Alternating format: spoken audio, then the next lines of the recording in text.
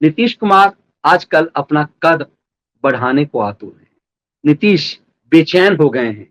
नीतीश को लगता है कि किसी भी समय जिस तरह से वो डिच करते रहे हैं, जिस तरह से वो पलटू राम बनते रहे हैं, उन्हें लगता है कि बिहार की जनता ने उन्हें रिजेक्ट किया, बावजूद वो चीफ मिनिस्टर बने हुए। उन्हें लगता है कि कभी भी ऐसा वक्त हो सकता है कि उनकी पार्टी को तोड़ करके बीजेपी कहीं बिहार में सरकार ना बना ले, बीजेपी कहीं उन्हें साइड ना कर दे, क्योंकि उन्होंने कह दिया है कि उनकी चुनाव अब वो चुनाव नहीं लड़ेंगे।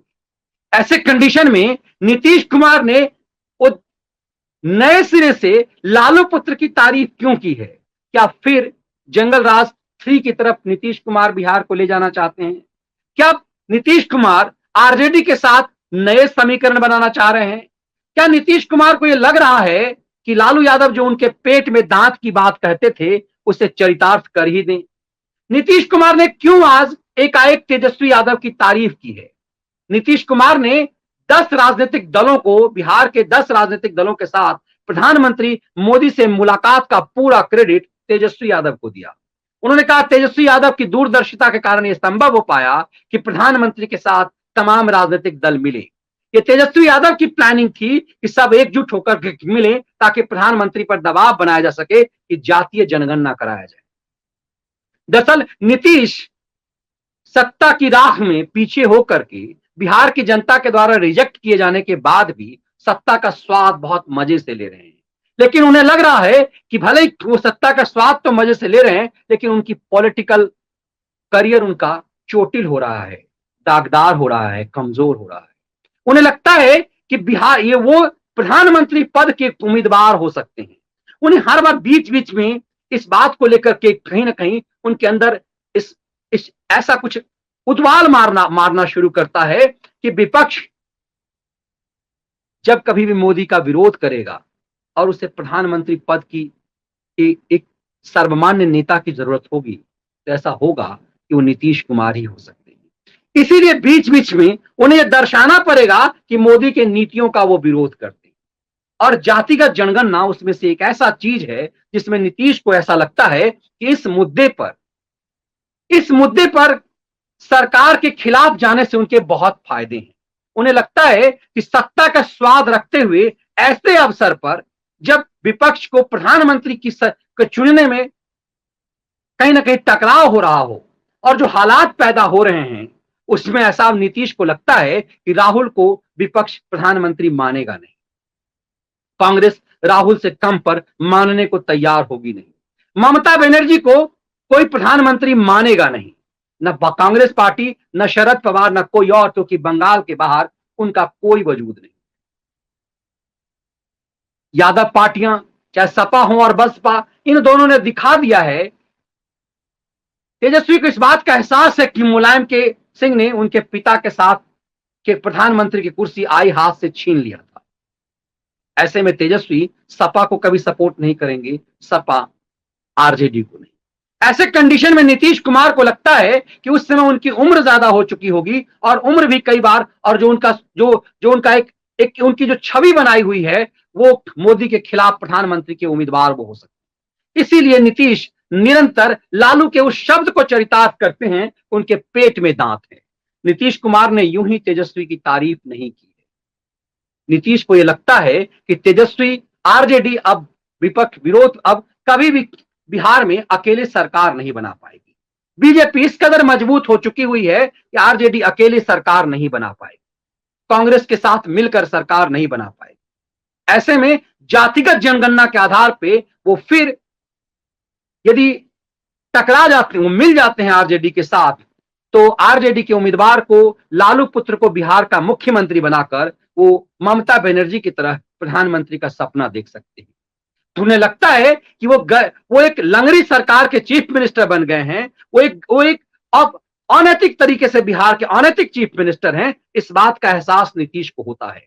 ऐसे में नीतीश कई बार क्या ये दांव चल रहे हैं कि वो एक त्याग करेंगे और चीफ मिनिस्टर की कुर्सी छोड़ करके जातिगत जनगणना को मुद्दा बना करके और पूरे हिंदू समाज को जातियों में बांटने का अगुवाई करेंगे। नीतीश दरअसल वीपी सिंह बनना चाहते हैं। नीतीश को कई बार ऐसा लगता है कि वो फिर 90 के दशक के लालू यादव भी बन सकते हैं। कि जिस तरह से मंडल कमीशन लागू हुआ, वो क्रेडिट ऐसा लगता है कि मंडल कमीशन लागू करने का पूरा क्रेडिट लालू प्रसाद यादव ने झपट्टा मार लिया बीपी सिंह से। सब कुछ उसमें कोई भूमिका लालू यादव को उस दौर में नहीं थी, लेकिन लालू यादव ने ऐसी स्ट्रेटजी चलाई कि मंडल कमीशन के पूरी चीजों को उन्होंने खात्मा कर दिया। ये अपने आप में ये दर्शाता है, ये खेल दर्शाता है कि नीतीश कुमार उस दौर के लालू और बीपी सिंह वाली राजनीति के भी चाल चलने वाले हैं। नीतीश के कदम जिस तरह से डगमगा रहे हैं, वो ऐसा लगता है कि नीतीश कोई बहुत बड़ा गेम प्लान कर रहे हैं। नीतीश को यह लग रहा है कि 2024 में विपक्ष के पास उनके अलावा कोई सर्वमान्य नेता नहीं होगा। ऐसे में मोदी विरोध उन्हें शुरू कर देना चाहिए और बिहार में सत्ता त्याग देना चाहिए और इस जातिवाद के मुद्दे पर, इस जातिवाद के एजेंडे के माध्यम से नीतीश मोदी के खिलाफ जाकर के एक चेहरा बनना चाहते। तेजस्वी को पता है कि बिना नीतीश चाचा के मदद से वो बिहार की मुख्यमंत्री नहीं बन सकती है। ऐसे में चाचा को प्रधानमंत्री का सपना दिखा करके बिहार में कोई बहुत बड़ी प्लानिंग हो रही है। क्या तेजस्वी जो घोर विरोधी हैं, उसकी यूं तारीफ करना क्या सामान्य मामला है? नीतीश इस बात को बेहतर समझते हैं कि मोदी अपमान का बदला लेना भूलते नहीं है। न उन्होंने संजय जोशी को छोड़ा, न प्रवीण तोगड़िया को छोड़ा, उन्होंने किसी को भी नहीं छोड़ा। राजनीति में अपमान का बदला कोई लेना छोड़ता भी नहीं है, किसी ने नहीं छोड़ा है। ऐसे में नीतीश कुमार को लगता है कि किसी भी समय बिहार की कुर्सी से उन्हें बेदखल कर दिया जा सकता है, इसलिए वो खुद त्याग की मूर्ति बनके मोदी विरोध का चेहरा बनने का एक दांव चल रहे हैं। क्योंकि हाल की परिघटना में उन्हें पता चल गया कि विपक्ष एका होने को तैयार नहीं है। सोनिया गांधी के दरबार में लगे मेले ने यह साबित कर दिया। यह साबित कर दिया कपिल सिब्बल के डिनर ने कि किस तरह से सिब्बल ने गांधी परिवार की बगावत करनी शुरू कर दी। यदि कांग्रेस के अंदर इस कदर बगावत है तो नीतीश को यह बेहतर लग रहा है, ये समझ में आ रहा है कि कोई राहुल को प्रधानमंत्री मानेगा नहीं। और जिस तरह से महफिल लूटने ममता बनर्जी दिल्ली आई थी कि वो विपक्ष का नेता बन जाएंगी, और जिस तरह से कांग्रेस ने उन्हें, पूरे विपक्ष ने उन्हें डिच कर दिया, पूरे विपक्ष ने जो डिच किया, उससे उन्हें साफ लग गया है कि ममता बनर्जी को कोई मानेगा नहीं। शरद पवार अपनी राजनीतिक पारी खेल चुके हैं। 80 पार शरद पवार को प्रधानमंत्री पद का उम्मीदवार माना जाए, ये अब कोई स्वीकार कर नहीं पाएगा। ऐसे में नीतीश बहुत सारे सपने पाले हुए हैं, इसीलिए बेहतर समझ में आ सकता है कि नीतीश ये सामान्य गेम प्लान नहीं कर रहे हैं। भले ही नीतीश जातिगत जनगणना का क्रेडिट लालू पुत्र को दे रहे हों, लेकिन इसके पीछे बहुत बड़े खिलाड़ी नीतीश हैं और ये साफ लग रहा है कि जातिगत जनगणना की पूरी स्क्रिप्ट नीतीश खुद लिख रहे हैं और क्रेडिट तेजस्वी को देकर के एक बहुत बड़े गेम प्लान को कर रहे हैं। तो क्या इस गेम प्लान को अमित शाह समझ पा रहे हैं? क्या नीतीश कुमार के इस गेम प्लान को अमित शाह समझ पा रहे हैं? ये देखना बेहद दिलचस्प होगा।